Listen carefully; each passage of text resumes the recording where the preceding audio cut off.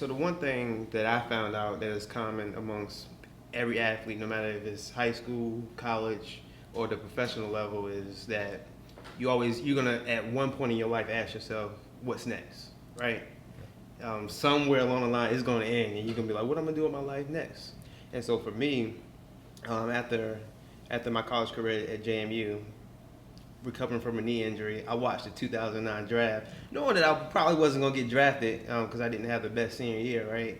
And I had a little glimmer of hope watching the draft. Didn't get drafted. I had a tryout with the Buffalo Bills in Buffalo. I waited about 3 months, didn't get a phone call back, and I knew from that point on my football career was over, right? And so that's when I started battling like depression, and I had identity issues because when football was no longer there, like who is Eugene Holloman? You know what I mean? And so the thing that I admire about you when I was reading about your story, and Phillip Sims is the guest of episode 3 of the Athlete Student Podcast, is that at 24 years old, you became one of the youngest head coaches that anybody has ever heard of.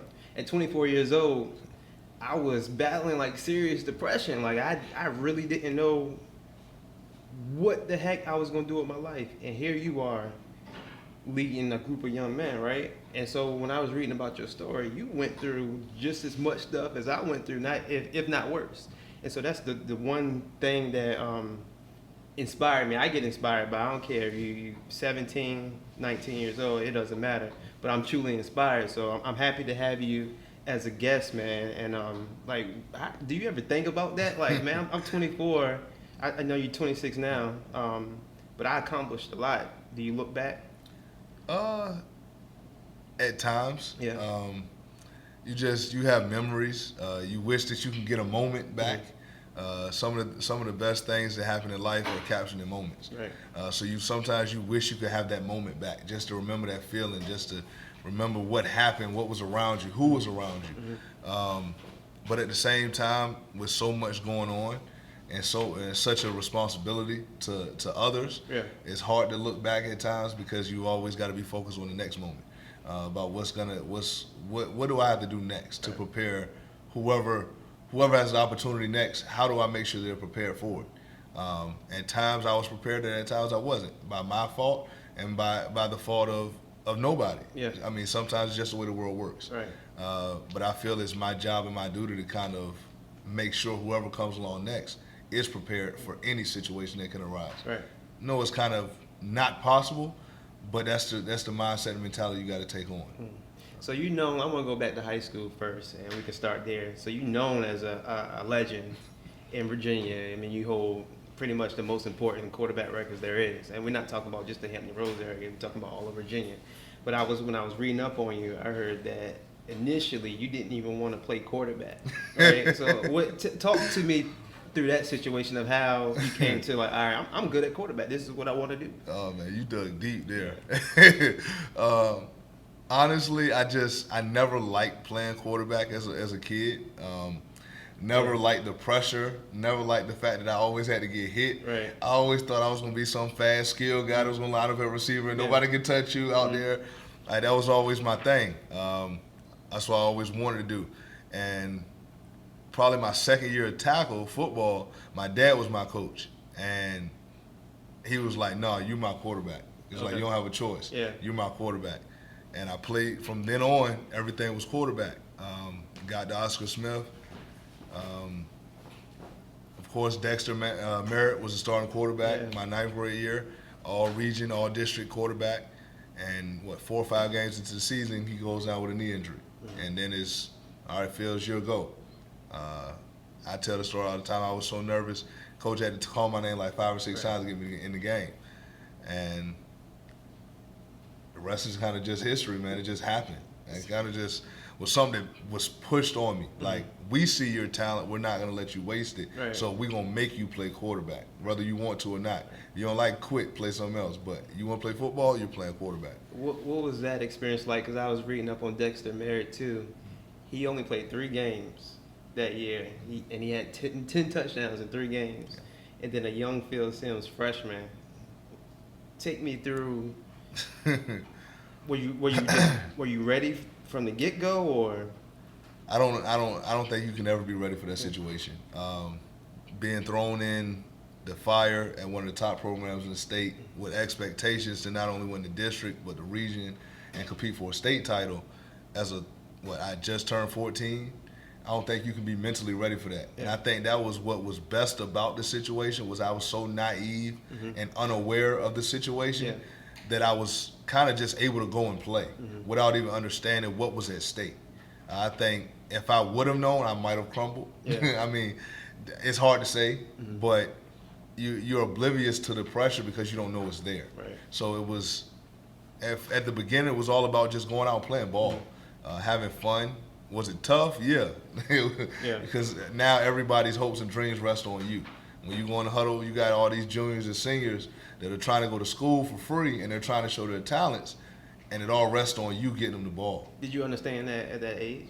I didn't wholeheartedly. Yeah. I could see it in everybody's eyes the way they look at you in the huddle. Like, so what you gonna do? What's next?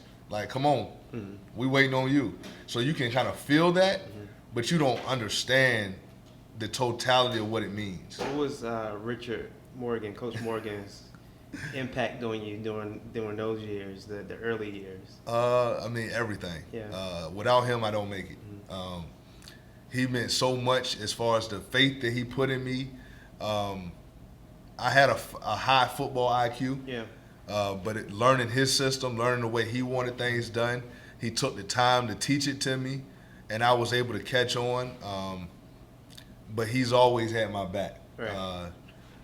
We lost the last regular season game before they lost a couple years ago to Kings Fork, before going on a 99 win district streak.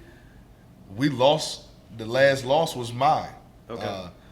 And his response to that and the way we bounced back, the way he put faith and trust in me, because I played terrible. We didn't play well as a team, but I'll take that loss on me because I didn't play well at all. Right. And he came back in the next day with faith in me that, hey, you still my quarterback.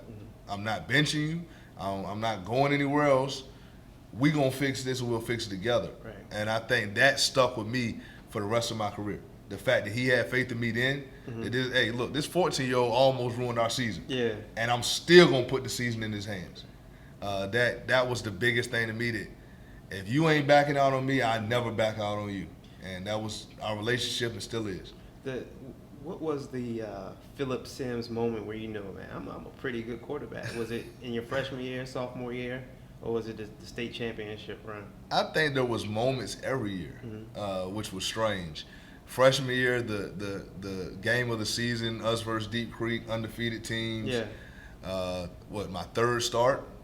So the talk was we played Granby my first game, not a very good team at the time. Nesbitt River for homecoming, not a very good team. And Deep Creek was the test. It was supposed to be the deciding factor of who wins the district. And we go to their place and 35-0, 4 touchdowns. It was like, oh, so the kid has arrived. Right. Then the next year was the state semi game, which we lost to Westfield, to Mike Glennon and those guys that went on to win the state championship, but breaking pretty much every state playoff record. Then to come back to junior year, 33, 34 touchdowns to 4 interceptions and win a state championship, the first in school history. So every year there was moments that it's like, okay, maybe I am as good as some people say I am. Not just any state championship, though. I looked up the stats. You threw for 334 yards and 6 touchdowns. Six touchdowns. I mean, when you do something like that, for me, if in high school I wasn't very good, like I was a decent player, but if I did rush for 150 yards a game, I come to school on Monday. Can't nobody tell me nothing. Yeah. How was you able to really understand, like, humility plays a big part and not get too cocky as a young high school kid? I'll be the first to admit I had moments. Yeah. I had moments. It's hard. It's hard, man. Where everybody knows you. You go out to a restaurant, they know you. You go out to a party with your friends, everybody knows you. The teachers look at you different. The principal, everybody looks at you differently. So it does become tough. But I guess the biggest thing was that it was always something to accomplish next. I think that was the biggest thing that I always wanted to focus on. Okay, we won Friday night. I threw 4 touchdowns. what I got to do this week to throw 5 next week. Right. Like, that was always my thing. How do I get better? How do I improve? And how do we get better? And the toughest part was all the success I had early in my career, we still hadn't won the champion. We hadn't won the state championship. Yeah. So it was whatever you're doing, however good you are, you're not good enough. And you haven't done enough because you still don't have a ring on your finger. Right. So that was the biggest thing for me was I can't be but so good because I haven't done it all. Right. Until I do, we still got more work to do. So that, I guess that's what kind of always kept me level. Did that wisdom come from a particular place, or because a natural kid just doesn't have that? It has to be taught. Someone has to preach it. Do you credit anyone for? My parents. It was nothing that we really had to talk about. They never had to say, hey, you need to be focused on this, that, and the third. Yeah. To be honest, we didn't have many talks about my feats, stuff that I accomplished. We didn't talk about it. Me, even Coach Morgan, we didn't talk about that stuff. It was kind of just something that was, I expected more of myself. Right. I think that was the biggest thing was before anybody else can tell me what I need to do, I expect myself to do more. Right. So we didn't really have to talk about it. It didn't have to be drilled in me, but they were the foundation. They made me understand that it was more than about me. Yeah. It was, okay, you had a good game.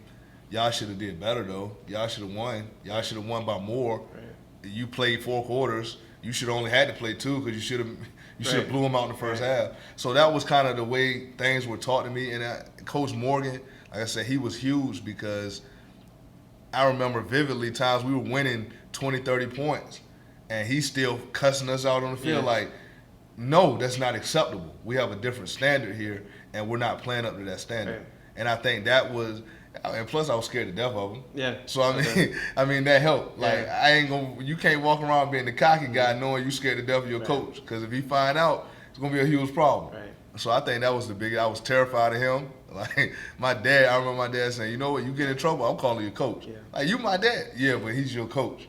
So that was kind of the relationship we had. It's funny that you bring that up though, because parents now know the fine line between that. You know what I mean? Like a coach has a job. Let him do his job and don't be a parent that coach. So, I mean, kudos to your parents for doing that. I want to go back to the state championship game, right? Like, what was that like? Like winning a state. Not too many teams, definitely from Hampton Roads, has actually won state championships in football, and you're lucky enough to be one of those few teams and the leader of that team as well. What was the whole experience like, the run? What was the moment where, all right, we're about to win the state championship, or was there some doubt in any of those games leading up to the championship? It was kind of, going to the point of the game first, it was kind of surreal. Yeah. To this day, it still doesn't seem real. Yeah. Like, it just seemed like another game that we won, and at the end, that was the end of the season. It don't seem like it was a championship game. Yeah. It just seems so far-fetched. I think that season we were on a mission. I think losing in the state semis my sophomore year to a team we felt we were better than, and having it slip out of our hands by our fault, I think that hurt. Yeah. Then that summer we lost a teammate who was shot and killed, Lonnie Andrews. Yeah. And I think that season was dedicated to him. The way we worked that all season, our mindset, our mentality was all based on one focus, and that was the 15-0. No way we were going to allow anything to come in our way. And that was kind of the way we played all season long, was just business. Right. Just business, nothing personal, just business. And we kind of just moved everybody out of our way all year long. Then we get to the state semis, and we had a tough one up at Oakland. And that was such a huge relief when we won it. Not that we didn't expect to, but it was such a battle. Right. It was such a battle. And that felt like a state championship game more so than the state game did. And we just went in through the next week with a still business mentality. Yeah. And it was kind of weird that Friday, because the game was on a Saturday, we go up to Blacksburg, and everybody was so just laid back and relaxed, which kind of was like, what's wrong with us? Right. Like, it was scary because we hadn't been that way. Everything was business, business, business. And then Saturday morning we get up and go out to eat, and I remember Coach Morgan playing pool at a restaurant we was eating at with one of the kids. Right. And I think the kid beat him. And I remember him chasing the kid around, like playing around, like, that ain't Coach Morgan. Like, that's I got somebody you. different. Like, game day was all business for him. Like, no joking, no laughing. I don't want to hear nothing. We going to play. And he was joking around and having fun. I'm like, what is going on? It just felt different. It felt right? different. And then it snowed at the game. Like, it was freezing cold in Tech, snowing. Like, man, this don't even feel real. And from the kickoff, it was a blowout. Like, Yeah, I saw that. and it was just clicking on all cylinders. And I'm like, we really gonna do it. And it was kind of like the culmination of everything. But man, like I said, it's a surreal feeling. Like, we did it, and like 2 weeks later, it was back to work. Like, how do we do it again? And I think that was kind of the attitude that we always had was what's next. I want to go back to something that you touched on, losing a teammate. Like I never experienced it, myself, but I heard of a lot of people that have experienced that. What was that like? At it, seeing somebody that you see every day, then all of a sudden they're not there, and then another thing to gun violence. Yeah, that was tough, man. Unfortunately, I've lost two teammates. I lost a guy. He had just transferred into Alabama, going into my second year there, before we won the national championship, and he died. Not actually sure of how on summer vacation, and of course Lonnie passing away, being killed going into my junior year. So I've had to deal with it twice, and it's nothing that you wish on anybody, especially the Lonnie passing away. That hit hard because of how close we were, how close we were as teammates, everybody in that locker room, and Lonnie was kind of like the spokesman for the program, for the team. Like, he was the jokester. He was all in the yearbook. Everybody in the school loved him. Everybody in the community loved him. And that was tough, man, especially the relationship me and him had. Were we the bestest of friends? No, but we were pretty close. We actually talked that day, which made it even harder. I couldn't believe it when I found out. I still remember that. I remember all the tears. I remember we worked out that day. Like, we still, even after he passed, we made a decision as a team to still go through our workouts because it's what he would have wanted. Right. But man, it was. I just remember guys lining up to run hundreds, and they got tears in it, like they're crying. Like that day was difficult. The funeral was difficult. That whole season was difficult.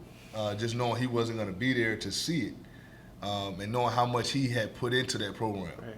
Right. So man, it was tough. Yeah, I can imagine. Still is to this day. We cook out every year to remember him on his death anniversary, his birthday. You'll see all the Facebook and Instagram posts. I mean, it's still tough, man. It's definitely, he's on our state championship ring embroidered, his name, his initials. So you'll never forget Lonnie Andrews, and that was the biggest thing, was to make sure he didn't die in vain.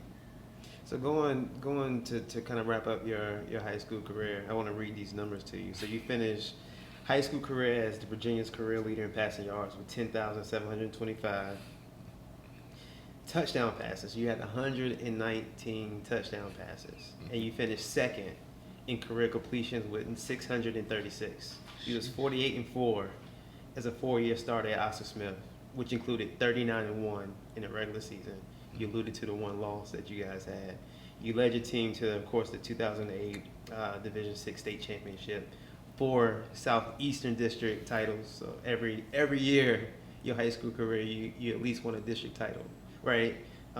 3 Eastern Region crowns. Like, listening to all that, what do you think about your high school career? And honestly, do you feel like you one of the GOATs, or your name should be on the Mount Rushmore of Virginia high school football players? To answer the first question, when I think about my career, when I hear those numbers, what do I think about? Is the fact that I left 3 state championships on the table. Yeah, it's the first thing I think about. I got 1 ring, I should have 4. Right. That's the first thing that comes to my mind. The biggest thing people don't realize, I probably played maybe 10 full games in 4 years. Right. I never played the whole game because we was up so big. So I just think about, man, if I would have played the whole game, how far would those numbers be out of reach? Would anybody touch them? Right. Those are the 2 things when you talk about those numbers I think about. when you talk about the Mount Rushmore, anybody that knows me knows I'm a diehard, probably the biggest Ronald Curry fan there ever is. Yeah, okay. To me, there's never been a better high school football player. And I've seen Percy, I know Lawrence Taylor, those types of guys, Kevin Whaley, Devion Simmons, that whole, man, there's a whole lot of great players that come from this state. To me, there's not even a debate on who the GOAT is. I feel like Ronald Curry is by far the GOAT. I agree with that. I feel like Allen Iverson is a number 2, right behind Ron C. When it comes to quarterbacks in this state, I don't feel like there's ever been another pocket passer that's better than me. Okay. I do feel like I'm the best pocket passer that ever come out of the state. That's my personal opinion. I feel like every E.J. Manuel, Casey Turner, I feel like all those guys should feel the same way. Right. That's just my personal opinion. That Mount Rushmore, that's sacred, man. Right. That's almost like I can't even fathom what it would be like to be considered one of those guys. Right. But you should, though. I should, and I do feel like, I mean, on a Friday night in my time, I feel like you can match me up against anybody, and I feel like we go toe to toe. I'm that confident in my abilities, and I felt like I put the work in to be in that company. I feel like that's a discussion for everybody else, man. I feel like it's up to everybody's discretion on who they feel is worthy. I feel I'm blessed to even have the opportunity to be mentioned amongst those names. Right. So that's kind of how I look at it. If people want to put me up there, thank you. Right. If not, there's no worries, man. I don't take it personal. Everybody, like, I feel like Michael Jordan's the GOAT. Yeah. That don't make me. I'm not gonna hate you if you think LeBron James is the GOAT. But I feel like that's everybody's opinion, man. Switching gears to college now, you're ranked one of the best quarterbacks on many different college scouting websites, ESPNU, Rivals, you name it. Why did you choose Alabama? I mean, you had offers from Georgia, Florida State, Clemson, Virginia Tech, Tennessee, West Virginia, you name it.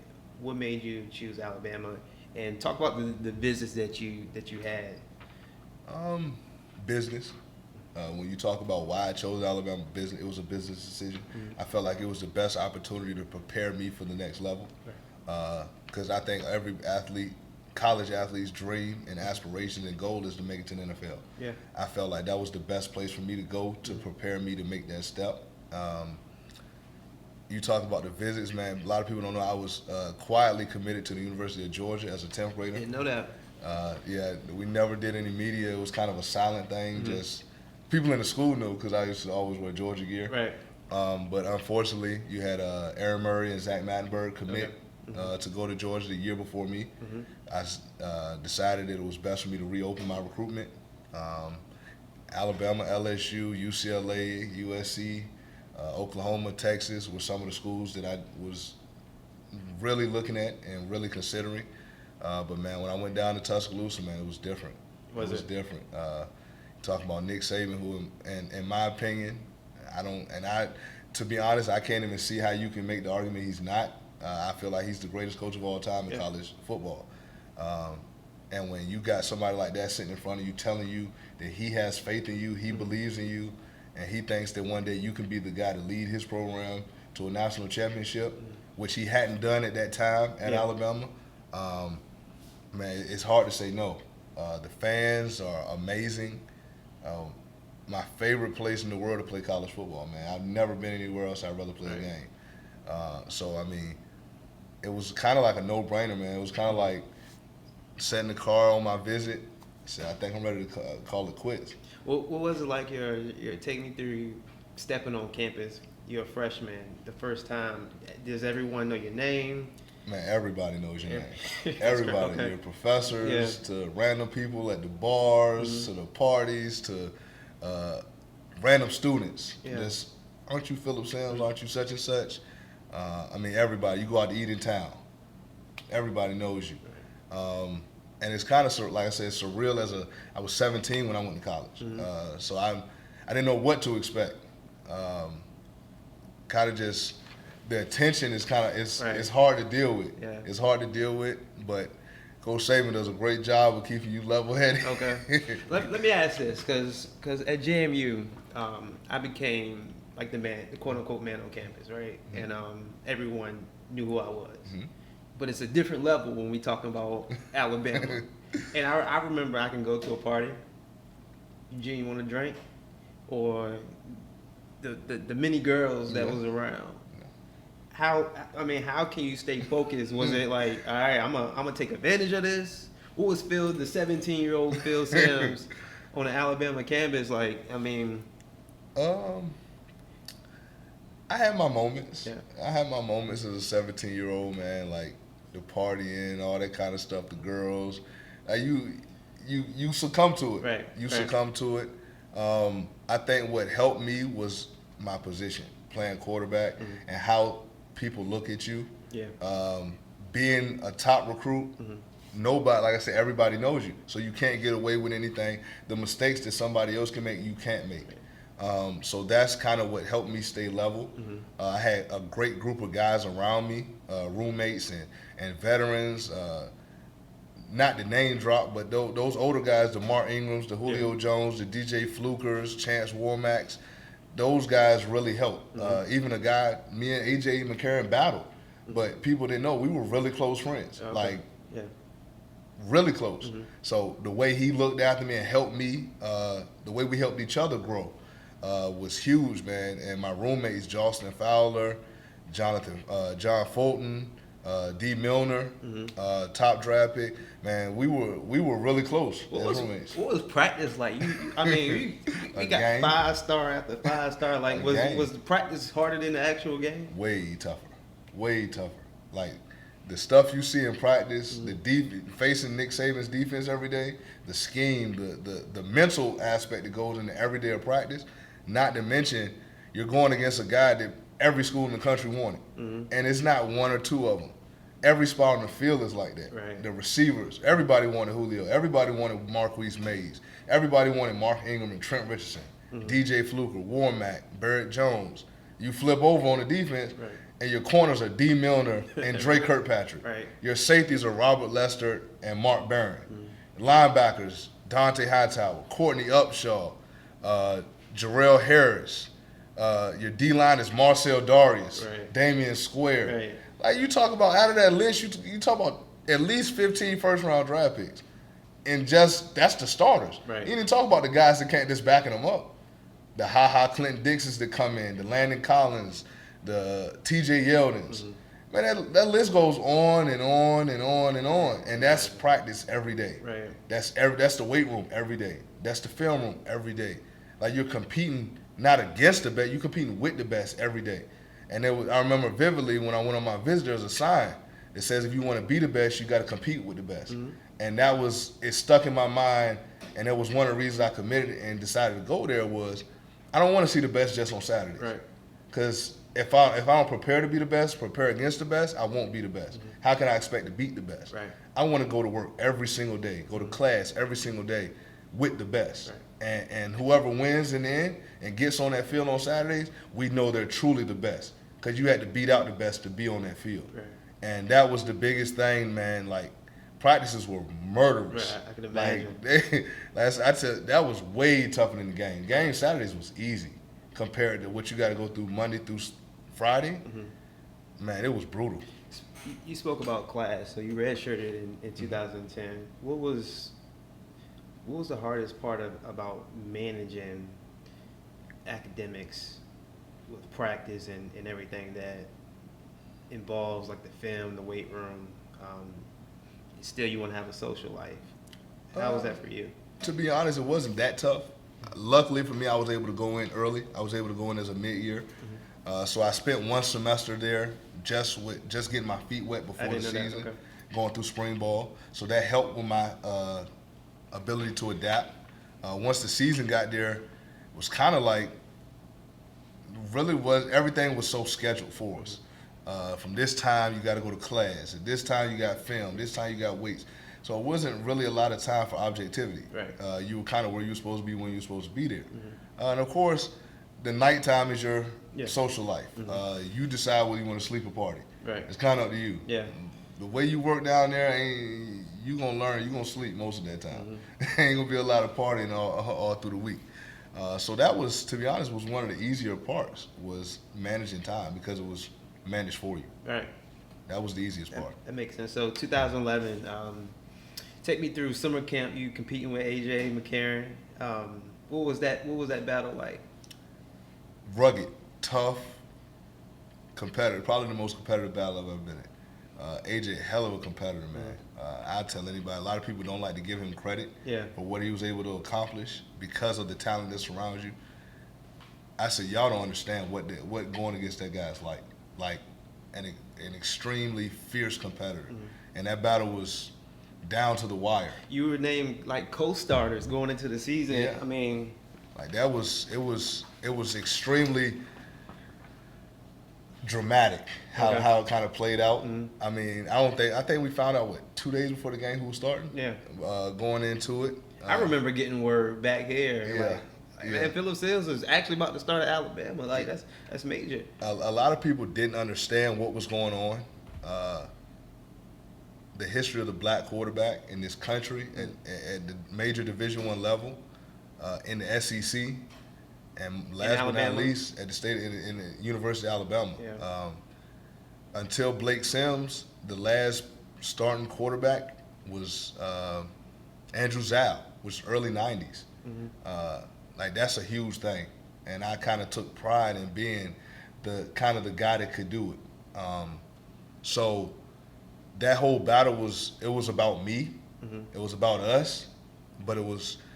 I'd be lying if I said it wasn't a pride thing about black quarterbacks and the stereotypes we fight. So that was huge in my mind as far as how I handled that battle.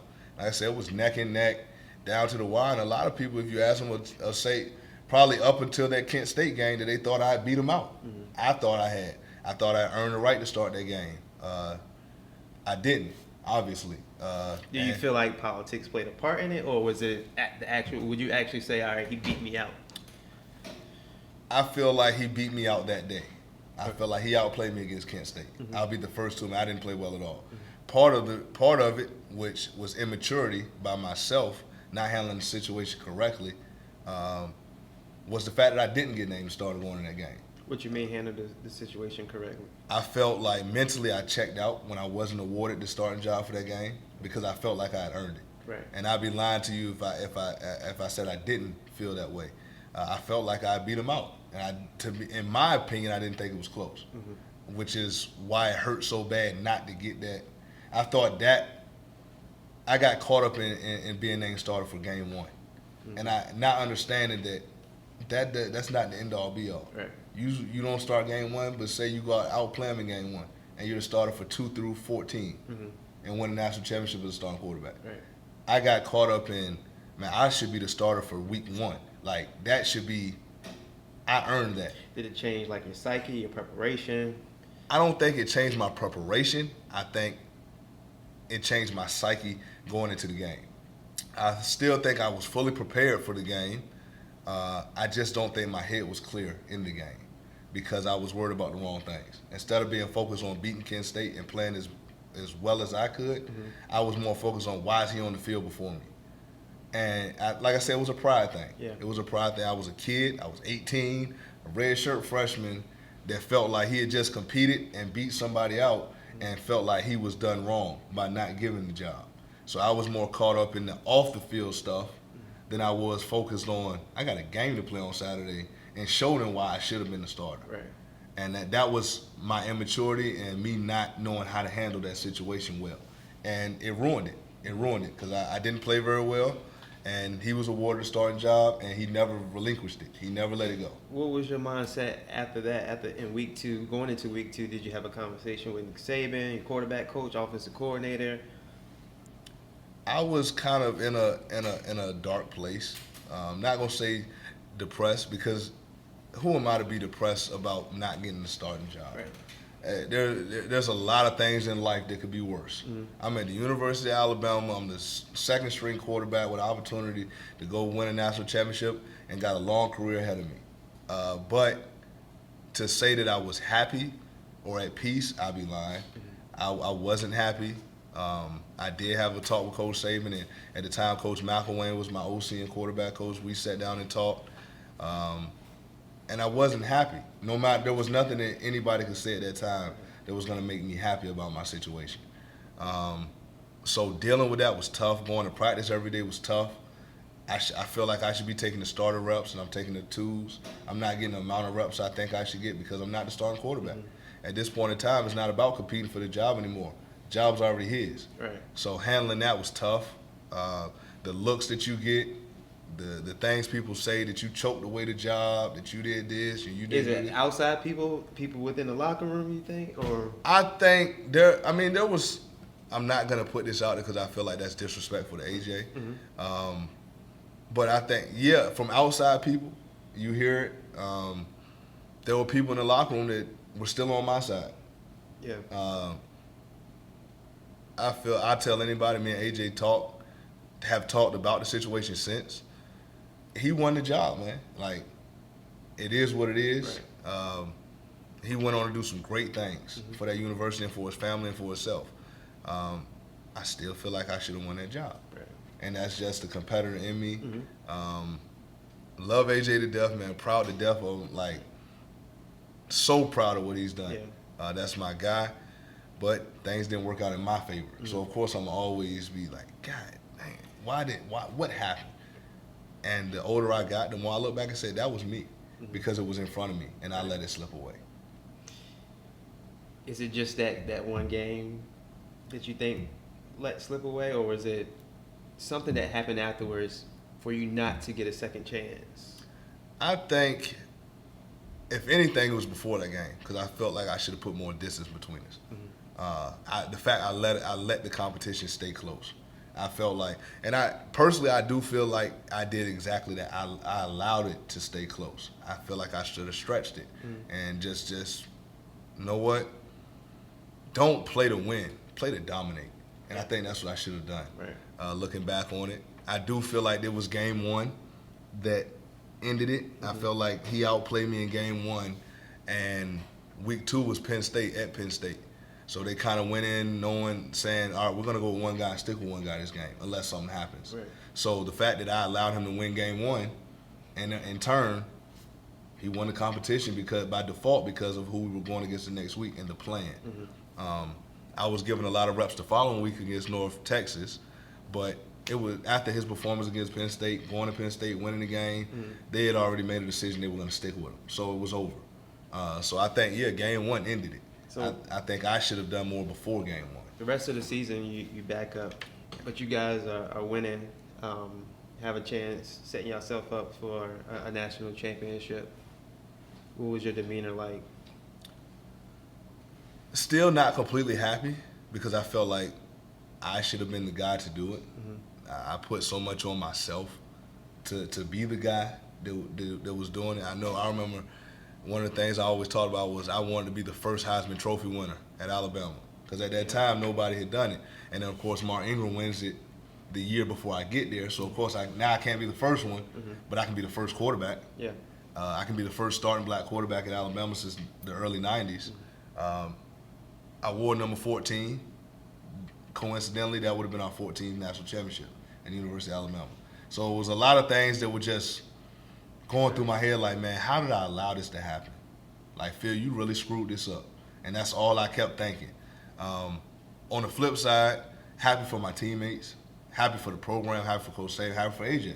I said that was one of the closest guys I was with on the team. So happy for everybody, but not completely happy for myself because I felt like I had shortchanged myself. So y'all win the national championship.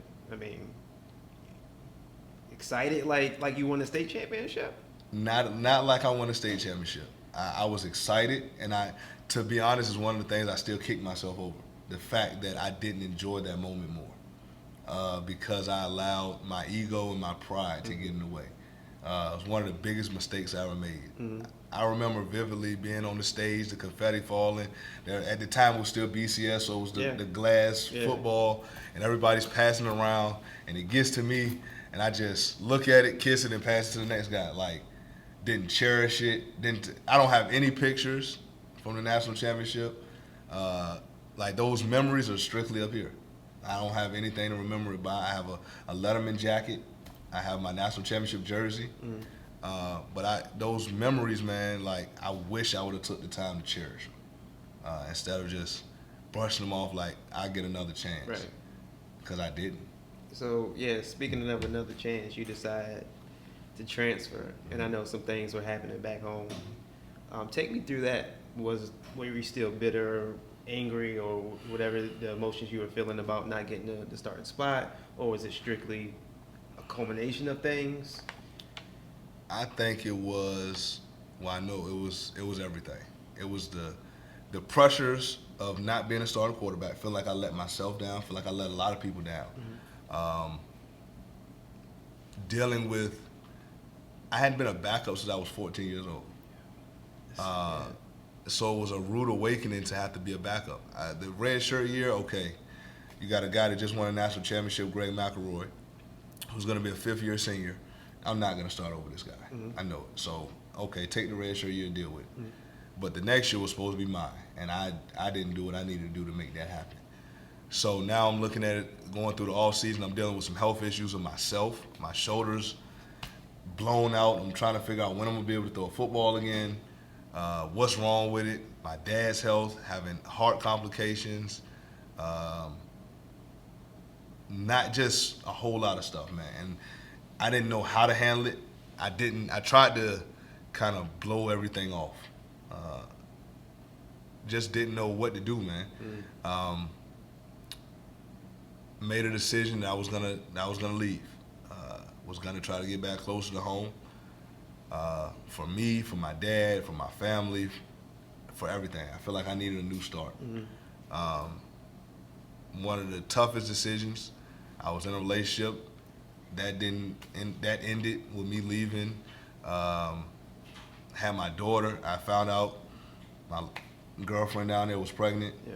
Ended up having a daughter while I was at University of Virginia. Man, a lot of it was that next year was probably the most stressful year I've ever had in my life. Just a culmination of everything just falling on your head at the same time. Right. Why did you choose University of Virginia? My dad actually had his surgery, his first heart surgery at the University of Virginia Hospital. It's supposed to be one of the best heart hospitals in the country. So I felt like that was an opportunity. It was close enough to home. It was only 2.5 hours from Chesapeake. So if I needed help with him, because he was actually living with me while I was there, if I needed help, I felt like I was close enough to get help. I thought Coach Mike Lennon at the time was doing a great day. That UVA was just coming off a bowl game. Yeah. I felt like that was a great opportunity to play for a winning program, but also it was a good chance I still felt like that #1 quarterback in the country coming out of high school. I still felt like there's a handful of guys in the country that can do what I do at the level I do it at, and this was an opportunity for me to go and showcase that one more time. Right. Back home, closer where people can see me. I'm not the long forgotten guy 12 hours away in Alabama. You only can touch me on TV. Right. I'm home now, and I thought it was more like a reunion than anything. Tim Smith was at UVA, one of my high school teammates in Virginia. Perry Jones, a lot of guys on that team I knew and had relationships with, so I felt comfortable there. So that was really why UVA came about. I want to ask this because I couldn't get a clear picture when I was reading up on it. Michael Rocco was there. He led the team to the bowl game that you mentioned. But from reading, it seems like your presence affected him. How was y'all relationship? How was that battle? I'm not going to speak for Mike. I know I never had an issue with him. One thing, he helped me quite a bit. I had a learning curve. It was a completely different offense than I'd ever run and ever had to learn. So he helped me quite a bit. I had no ill feelings. I don't know what my presence. I don't know what that was like for him. Right. You leading the team to a bowl game, and then 6 months later, the former #1 quarterback in the country transfers in, and everybody says, "Oh, your job's gone. He's a new starting quarterback." I don't know what that's like. So I wouldn't even dare speak on that for him. I can only imagine how difficult it was, the pressures he faced. But I related. Was it the best? Was it? Me and AJ were definitely closer, but me and AJ definitely spent more time. Right. We were together for 2.5, almost 3 years. Me and Rocco were there for, 6 months together. So, no, definitely no ill feelings. Okay. Definitely not enemies, but were we the closest of friends? I wouldn't say that either. How do you feel that first season went at UVA? It was a disaster, to be honest. To be very honest. Like I said, I was injured when I got there. Was rehabbing through some things, taking care of my dad, trying to get acquainted to the academics of the University of Virginia, which are Different from Alabama. probably the toughest thing I've ever had to deal with Right. academically. So wasn't in the best condition going into camp. Didn't completely understand the system going into camp, which is why, of course, he was the starter to start the season off. I had some early success as a backup, getting some reps against who did we open up with? Richmond. Got some reps against Georgia Tech. Threw my first collegiate touchdown at Georgia Tech. TCU had a pretty good game. So early off, I started off trying to gain myself, trying to find myself. But we weren't doing very well as a team. We were struggling. So halfway through the season, I get the call that, matter of fact, we were playing Louisiana Tech at home, and Rocco started off the hottest I might have seen any quarterback. I don't think he threw an incomplete pass in the first half. I think it was perfect. Threw like 2 or 3 touchdowns, and in the second half, it completely flipped. I think he threw 2 or 3 interceptions. One may have been a pick six, and they decided to call me and go into the game. Go in, throw a touchdown, boom. Come back, throw another touchdown. Now the game's close. We almost completed one of the most epic comebacks in UVA history, and they have the ball to punt to us, and we had 12 men on the field. Penalty, first down, end of the ball game. Ended up tearing my MCL that game. Took a hit on the sideline, tear my MCL, but finished the game. Go in the next week, find out, all right, if you're healthy, we're going to start you this week. So I'm like, okay, hey, healthy or not, I got to go. Right. So I do everything, get the start, go down to Duke. Start off the game amazing. Go down, score on the first drive of the game, and come back the second drive, and the first play of the second drive through a pick. And the rest of the game was downhill. Never found my footing again. Was kind of all over the place, trying to make up, trying to do too much. And that's kind of how the rest of the season went, was up and down, up and down. I battled a lot of stuff that season, multiple injuries, shoulder, knee, stomach virus. It seemed like every week that I was starting, it was something else. So I battled a lot of things that year, and we just weren't very good as a team. We were struggling to find our chemistry. I hate to say it, I feel like I was a part of the issue. Bringing in a new face that everybody expects, I think that kind of tore the locker room in half, which I'm not proud of it. Looking back, is there anything I could have done differently to stop that from happening? Maybe not come. Right. I think that's the only way to stop it from happening. But I think that was part of it, and I just never regained footing, and the season just kept snowballing, and I became frustrated. A lot of people became frustrated, so that season was kind of a disaster, man. So after the season, Rocco decides to transfer, I believe, to Richmond, and you were going to be the number one guy. This is what you wanted. Yeah. And then you were ruled academically ineligible, and the media tried to make it seem like you weren't dedicated, you were lazy.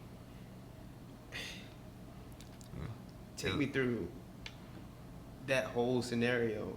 Man, I had a long career, man. That was the worst part of my career. I mean, tore me down to the ground, like destroyed me. I remember having to call my mom. I already told my dad. He was living with me, so he knew the situation. He knew what was going on. She didn't. I didn't want to call her. Didn't want to tell her to. I absolutely had to. And I remember sitting in the locker room and calling her and telling her I was had been ruled academically ineligible, and had been suspended from the university for a year. And I dropped. I mean, just completely lost it. Just could not hold it together, man. And seeing it on TV, seeing it on ESPN, scrolling across the bottom of the screen, academically ineligible. And then seeing and hearing the reports, the things that were coming out, And to be honest, until recently, it was my biggest beef with the University of Virginia was how they handled it and the press release that was put out to announce it. Right. They kind of belittled me. They kind of talked down on me and kind of destroyed my character. It was something that at the time, I said I'll never forgive them. I never thought I would forgive Coach London for some of the things that were said because I knew they weren't all true. Right. And that was one thing that I couldn't understand it. I said, how can you destroy somebody like that? Right. Like, how can you belittle a kid? At the time, I'm still a kid, man. Like, how do you feel that's okay, and how do you feel that's right? And it really brought me down. It was the lowest point. I'd never been that low before, and I thought it was over. I never thought I'd play college football again. I really didn't. I thought my career was over. I thought I wasted my career, and having to deal with people talk about how do you feel? How do people make you feel when they say things about you? That wasn't the toughest part. The toughest part was, man, my mom still got to go to work every day. Yeah. Like people, the looks that she gets when she goes to work. Your dad go to get a haircut. You got to sit in the barbershop and listen to somebody talk about his son like he a doll. Like that stuff gets to you, man. Like it ain't all about you. I know we always feel like it is, but it ain't. And that was tough, man. I know my dad went through it. I know my mom went through it. And of course I go through it, but that's what I signed up for. I can deal with it. I can deal with it. They didn't sign up for it. Right. They didn't. Right. And that was the toughest part. Mike London said Phillip Sims did not make the commitment he needed to succeed here. When we talk about commitment, what commitment is he talking about? Man, to be honest, I don't know. Did he not show up to class or? I went to class. I just didn't do well. I didn't. I struggled academically. I'm not gonna make an excuse for it. There are reasons for it. Yeah.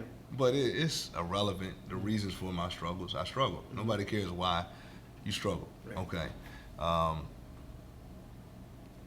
I think the biggest thing, I don't know if I ever bought in wholeheartedly to the University of Virginia football program.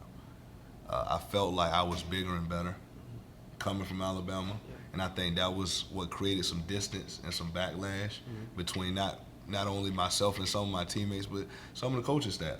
I was very close with quite a few coaches, but the entire staff was definitely not Phil Sims fans. I'll be the first to tell you that. But I'll also be the first to tell you Phil Sims was not wholeheartedly a UVA fan.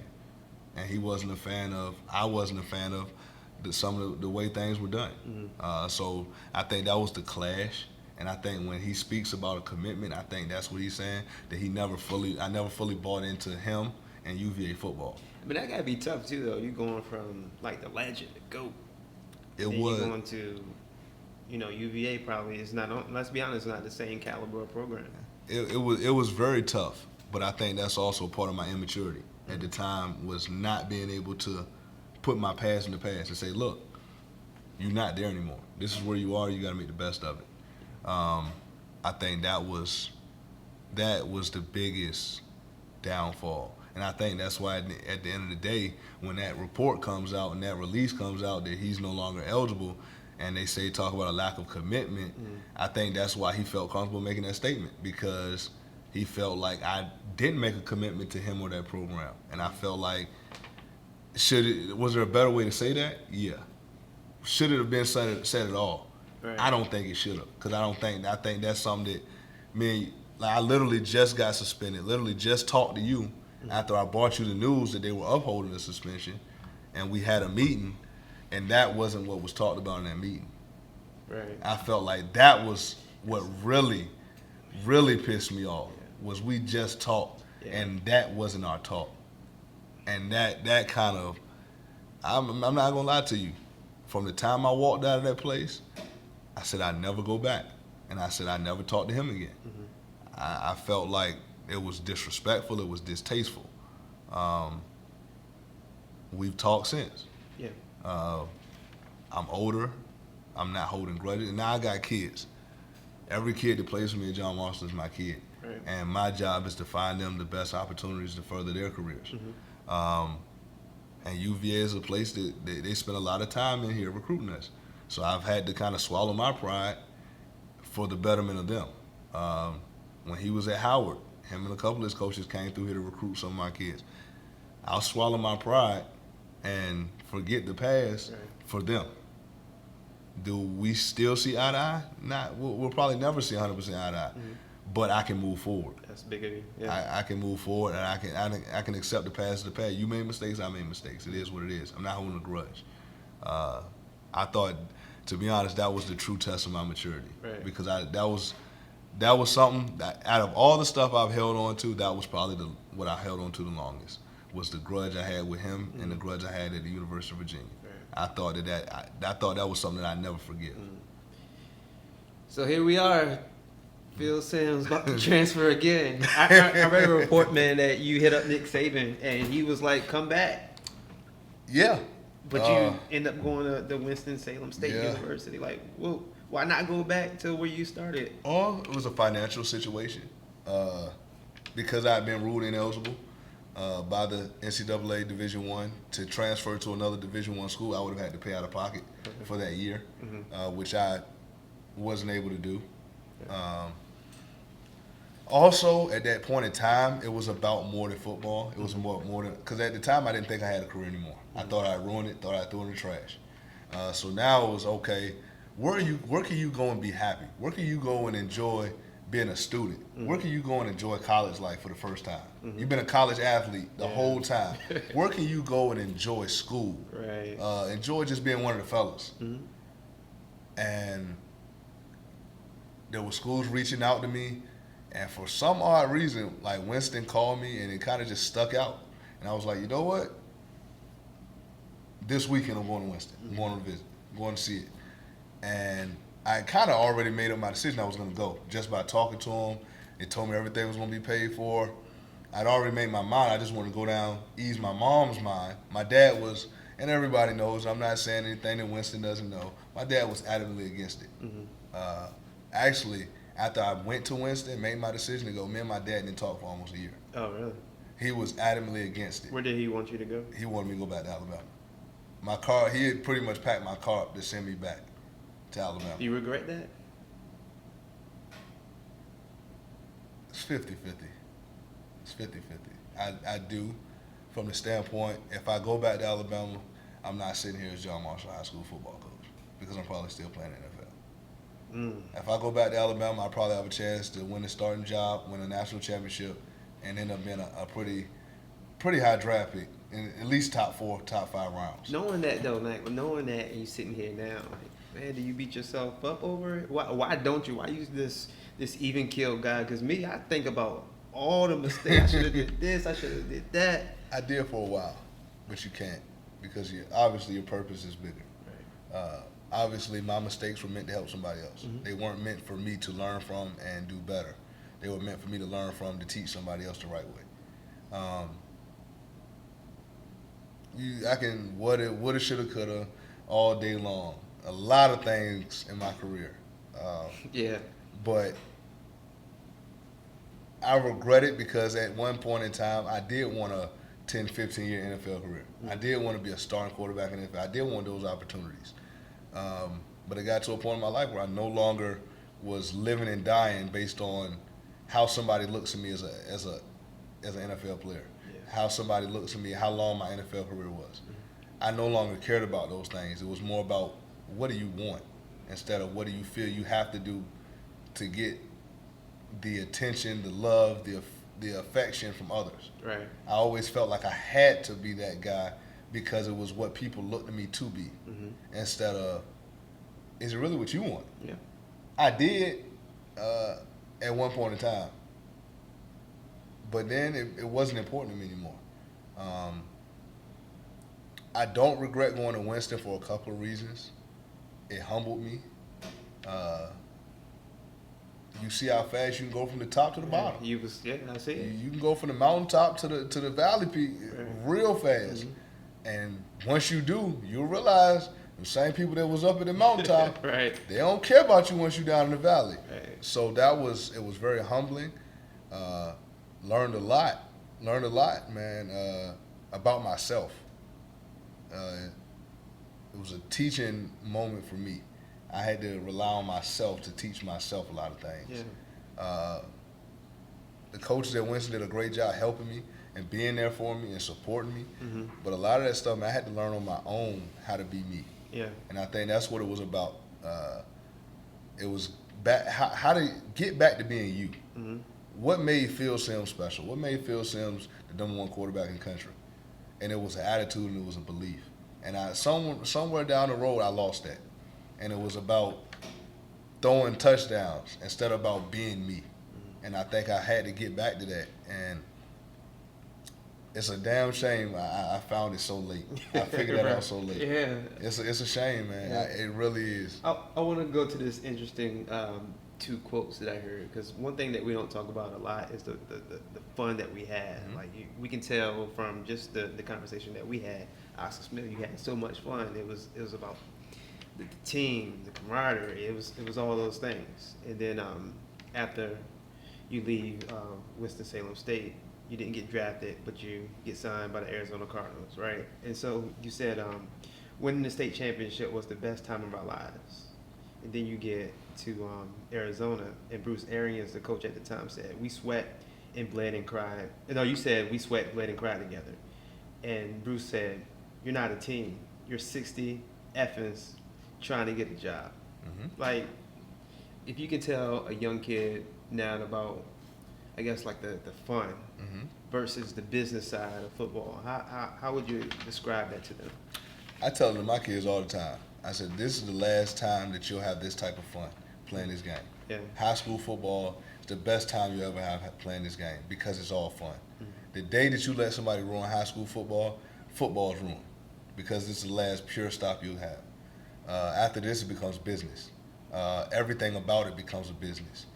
And making it to the NFL and getting a taste and getting to see that every day, like I remember vividly, I remember getting text messages, what are you doing? Said, I just got off work.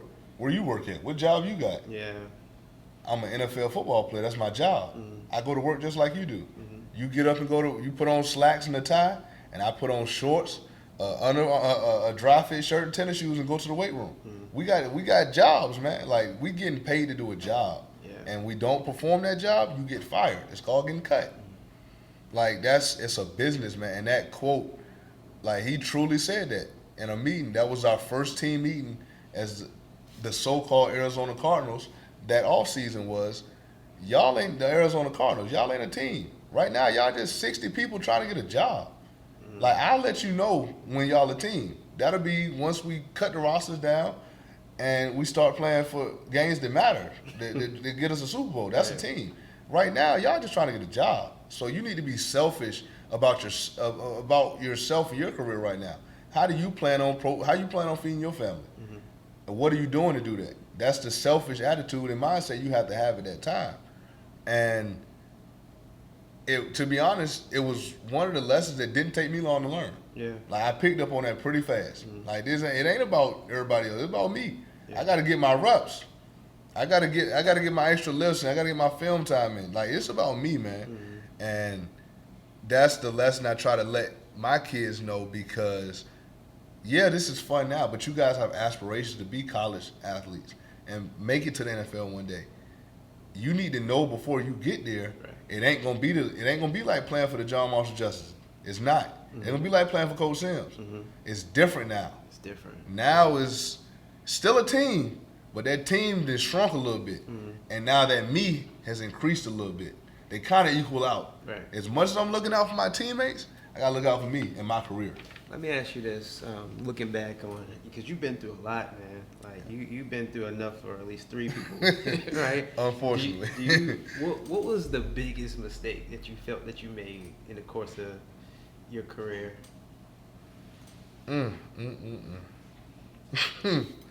Wow. I couldn't tell you. Is it leaving Alabama? Is it? I would go with that, with leaving Alabama, but then I say that really wasn't a mistake because of the reasons I left. Right. That's what makes me, if I had to do it again, I probably would, because of the reasons behind it. Mm-hmm. Now, how I handled it and what I did following up I think was a mistake. Not, like I said, not being fully committed to the University of Virginia in that program. That was a mistake. Leaving, however that the situation at UVA happened, and holding that hate, that deep hate in me, hurt me. It hurt me. It didn't hurt UVA.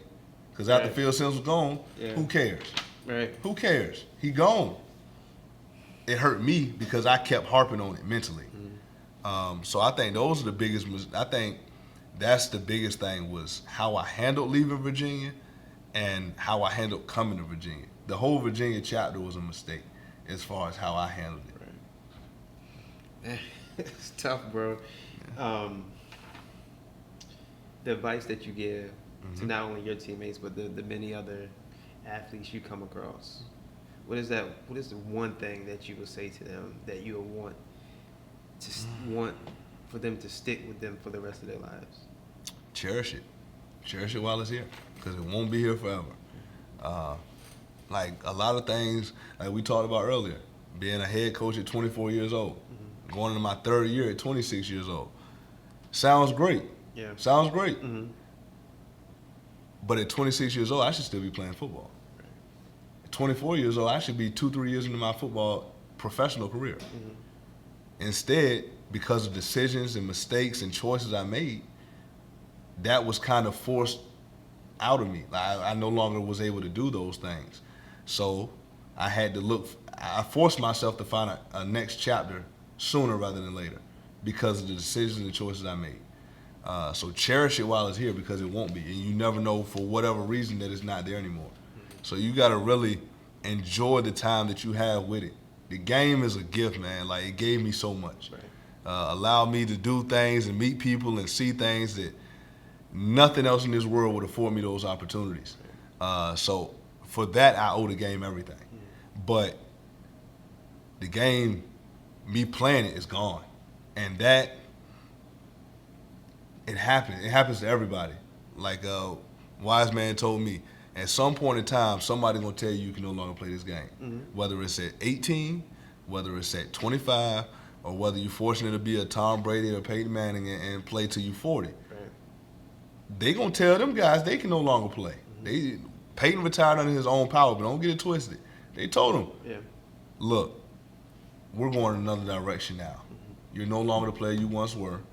And they allowed him, they gave him the respect to allow him to do it himself. But somebody told him he can no longer play this game at that level. For any city kids, man, like, getting a football scholarship is the one thing we look forward to from early age, as early as 5 years old. That's our way out. That's our way to have different opportunities, right? And so when we talk about being a student athlete versus being an athlete student, what does an athlete student mean to you? Being an athlete student is what you become as soon as you graduate from high school. Being a student athlete is what you are through high school. Student athlete because in rec, middle school, high school, athletics is looked at as secondary. It's looked at as an extracurricular activity. You're a student first and you're an athlete second. As soon as you graduate, as soon as you sign that paper to become a college athlete, you become an athlete student, because you're only there because you're an athlete. That scholarship, your school's not paid for if you're not a good football player or basketball player or whatever it is. Right. So they'll tell you, got to go to class, got to make the grades, you got to have the requirements to be an athlete. But the day you forget that you're there because you're an athlete is the day that money is no longer there, because you're no longer putting in the work to be the best athlete possible. You being an athlete first means you're able to be a college student. Right. You can be like everybody else and take out student loans and grants and everything else and have to pay that money back, or you can take 4 or 5 years out of your life and say, I'm going to do everything I have to do as an athlete to make sure this continues to be paid for. Last question. When a young kid says Phil Sims, the legacy of Phil Sims, what do you want that legacy to be remembered as? At one point in time, I would have wanted it to be the best NFL quarterback ever. That has passed me by and wasn't able to accomplish it. But what I have been able to do, I would like for people to remember me as one of the best to ever do it in the state of Virginia as a high school athlete. I would like to be looked at as somebody that took the road less traveled and still was able to accomplish his dream, even if for a second. And now I would like for it to be, my mission and goal now is to be the best high school football coach ever to coach in the state of Virginia. I'm a competitor. That's the dog in me. Mm-hmm. That's just how I am. And I'm going to always want to be the best at no matter whatever it is I'm doing. So I'm a high school football coach now. That's who I am. That's what I do. And being the best at that is my goal. And I don't plan on stopping until I get there. I let one slip away. Mm-hmm. I didn't accomplish one goal I set out. I didn't become the best quarterback that would play in the NFL. But what I can control is what's in front of me. And that's becoming the best high school football coach ever in the state.